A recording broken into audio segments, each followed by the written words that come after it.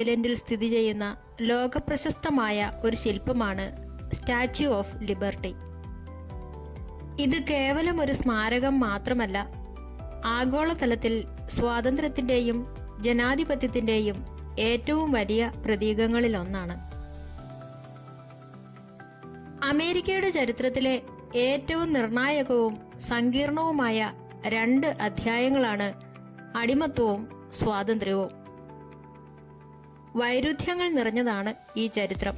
കാരണം മനുഷ്യന്റെ സ്വാതന്ത്ര്യത്തിനും അവകാശങ്ങൾക്കും വേണ്ടി സംസാരിച്ച ഒരു രാജ്യം അതേസമയം തന്നെ ദശലക്ഷക്കണക്കിന് മനുഷ്യരെ അടിമകളാക്കി വെച്ചിരുന്നു. അമേരിക്കൻ വിപ്ലവത്തിൽ ഫ്രാൻസ് വഹിച്ച പങ്ക് വളരെ നിർണായകമായിരുന്നു.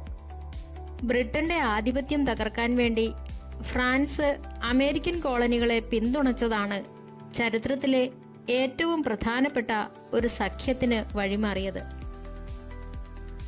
അമേരിക്കൻ നയതന്ത്രജ്ഞനായ ബെഞ്ചമിൻ ഫ്രാങ്ക്ലിൻ ഫ്രാൻസിലെത്തി ലൂയി 16 രാജാവുമായി നടത്തിയ ചർച്ചകളാണ് ഈ ബന്ധം ശക്തമാക്കിയത്. വിപ്ലവത്തിന്റെ ഗതി മാറ്റിയ അവസാനത്തെ പ്രധാന യുദ്ധമായിരുന്നു യോർക്ക് ടൗൺ യുദ്ധം. ഇതിൽ ബ്രിട്ടൻ കീഴടങ്ങാൻ നിർബന്ധിതരായി. ഫ്രാൻസിന്റെ നാവിക സാമ്പത്തിക സഹായമില്ലായിരുന്നുവെങ്കിൽ അമേരിക്കയ്ക്ക് ബ്രിട്ടനെ തോൽപ്പിക്കുക അസാധ്യമാകുമായിരുന്നു.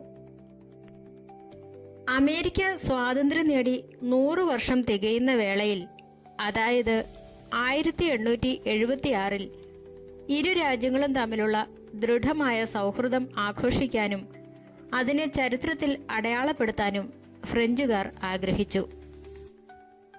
ഫ്രഞ്ച് രാഷ്ട്രീയ ചിന്തകനും അടിമത്ത വിരുദ്ധ പോരാളിയുമായിരുന്ന എദ്വാർ റെനെ ഡി ലബോലെ ആണ് 1865-ൽ ഇങ്ങനെയൊരു പ്രതിമ നിർമ്മിക്കാമെന്ന ആശയം